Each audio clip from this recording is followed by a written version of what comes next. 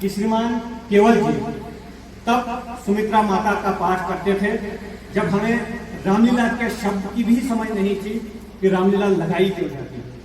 हमें याद है कि स्कूल ऊपर बहुत टूटा हुआ होता था। इस स्कूल में वो हमारे संजीव जी और केवल जी वहां पर माता सुमित्रा का वो रोल निभाते थे और यहाँ हमारे सभी लोग यहाँ पर बैठे हुए हैं।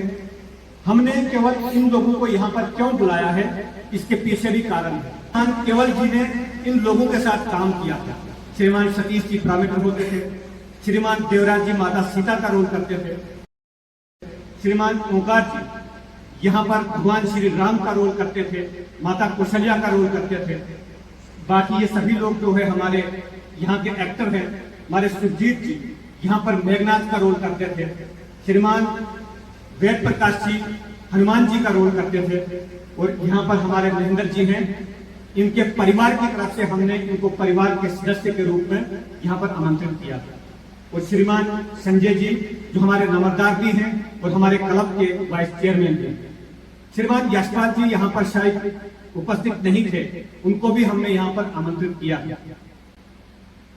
हमारा मनुष्य शरीर जो है ये नश्वर है, किसी ने यहाँ इस धरती पर नहीं रहना है। जिसने जन्म लिया है उसने एक दिन वापस जाना है, परंतु इस नश्वर शरीर के होते हुए भी श्रीमान केवल जी की आत्मा अब भी जीवित है। जिस प्रकार का ये दृश्य है, जिस प्रकार की यहाँ पर भावना है, तो ऐसा लग नहीं रहा है कि श्रीमान केवल जी के शरीर समाप्त हो चुका है। आज यह प्रमाण है कि नश्वर के अनश्वर होने का दृश्य आज हम सब की आंखों ने देखा है।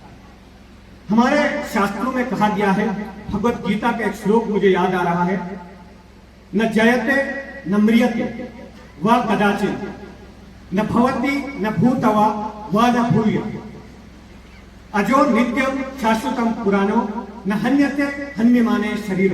अर्थात कि मनुष्य शरीर नश्वर है परंतु जीवात्मा जो है वो कभी नष्ट नहीं होती है। हमारे शरीर के अंदर जो जीव है वो कभी नष्ट नहीं होता। हमारे शरीर के अंदर एक ऐसी शक्ति है जो निकल जाती है, उसके बाद शरीर मुर्दा हो जाता है।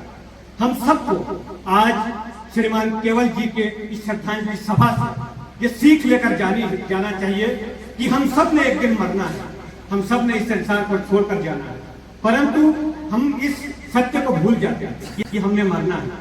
संसार का सबसे बड़ा आश्चर्य यदि कोई देखा जाए तो यही आश्चर्य है कि हम सब लोग जानते हैं कि हमने ये संसार छोड़कर जाना है, परंतु हम इस बात का विश्वास नहीं करते हैं कि हमने मरना है। हम ये भूल जाते हैं कि मृत्यु जीवन का अंतिम सत्य है। अपने जीवन काल में किस प्रकार के कर्म करते हैं, किस प्रकार का व्यवहार करते हैं, किस प्रकार की जीवन शैली है, हमारे निजी जीवन में क्या चल रहा है, इस पर हम ध्यान नहीं देते। आज इस श्रद्धांजलि सभा से हमें ये सीख कर जाना है कि हम सबको, प्रत्येक व्यक्ति को मन में ये आभास होना चाहिए कि यदि इसी समय मेरी मृत्यु हो जाए, इसी क्षण मेरी मृत्यु हो जाए, तो मैंने जो पीछे अपने कर्म किए हैं, क्या उन कर्मों के बल पर मेरा आगे का रास्ता साफ होगा या नहीं होगा। ये सीख हमें लेकर जानी है। नशा, चोरी, हिंसा, व्यभिचार जैसे महापापों से बचना चाहिए, तभी हमारा ये जीवन सार्थक हो सकता है। हमारे शरीर के अंदर एक ऐसी शक्ति है जो शक्ति हमें जीवित रखती है। इसके दो पहलू हैं, एक ज्योति, एक प्रकाश होता है और एक ध्वनि होती है। जब मनुष्य का शरीर मरता है तो दो कारणों से उसकी पहचान की जाती है। जब मुर्दे को देखा जाता है, उसकी आंखें खोलकर उसकी आंखों को देखा, हमारे बुजुर्ग लोग जो है वो इस बात को जानते हैं कि आंखों को देखकर पहचान की जाती है कि क्या यह मृत्यु हो चुकी है या जीवित है, क्योंकि आंखों का रंग बदल जाता है, अंदर का जो प्रकाश है वो निकल जाता है। और दूसरा, हमारी नब्ज चेक होती है। नब्ज इसलिए कि क्या इसमें धड़कन चल रही है या नहीं चल रही है। उसका अर्थ होता है ध्वनि। हमारे अंदर से जब ध्वनि और शब्द निकल जाता है तो हमें मुर्दा कहा जाता है। इसलिए ब्रह्म ज्योति जो प्रकाश, उसको ब्रह्म ज्योति और शब्द को ब्रह्म शब्द कहा जाता है। हमारे जीवन में हमें यह सीखना चाहिए कि हम अपने जीवन काल में ही ऐसा अध्ययन करें कि ब्रह्म ज्योति और ब्रह्म शब्द का हम साक्षात्कार करें, तब हमारा जीवन सार्थक हो सकता है। हमारे शास्त्रों में जो ऐसे गुण याद, हमारे शास्त्रों में जो ऐसे गुप्त चीजें हैं, इनको सीखना चाहिए। ये मैं इसलिए कह रहा हूं कि केवल जी इनकी कोई आयु नहीं थी, कोई बुजुर्ग नहीं थे, कोई बूढ़े नहीं थे, कोई किसी को, जितने भी यहाँ इस पंडाल में लोग उपस्थित हैं, किसी को यह विश्वास नहीं था कि एक दिन ऐसा आएगा कि केवल जी हमसे बिछड़ कर चला जाएगा। एक क्षण पहले भी उनके परिवार ने भी कभी नहीं सोचा था, किसी ने नहीं सोचा था कि केवल जी इस दुनिया में नहीं रहेंगे। परंतु ये जीवन का अंतिम सत्य है, हम किसी को वापस ला नहीं सकते हैं। भगवान श्री राम से हम यही प्रार्थना करते हैं कि श्रीमान केवल जी की आत्मा को शांति मिले, भगवान श्री राम उनको अपने चरणों में स्थान दे, उनकी आत्मा जहां भी हो उनको शांति मिले, स्वर्ग मिले, यही हम प्रार्थना कर सकते हैं। इतना ही कहते हुए मैं ज्यादा समय नहीं लूंगा। जय श्री राम।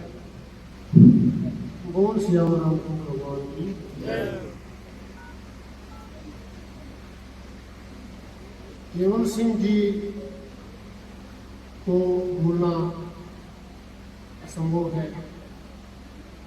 केवल जी ने इस कर्म में मेरे साथ भी लगा किया था मारीच का, और मैं भगवान राम से यही विनती करता हूँ कि उनको वहाँ स्वर्ग प्राप्त हो और भगवान राम उनको अपने चरणों में जगा दे।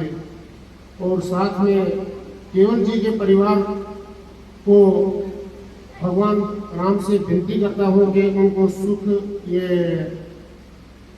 दुख जो लगा है उसको बर्दाश्त करने में मदद करे। बाकी से आज मैं कुछ नहीं बोल सकता हूँ।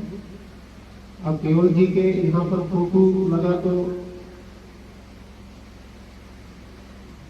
दिल में कुछ ऐसी धड़कन जैसी हो गई कि मैं समझता हूँ कि कहीं यहीं आसपास होंगे, मगर भगवान राम उनको स्वर्ग प्राप्त करे, इसे आगे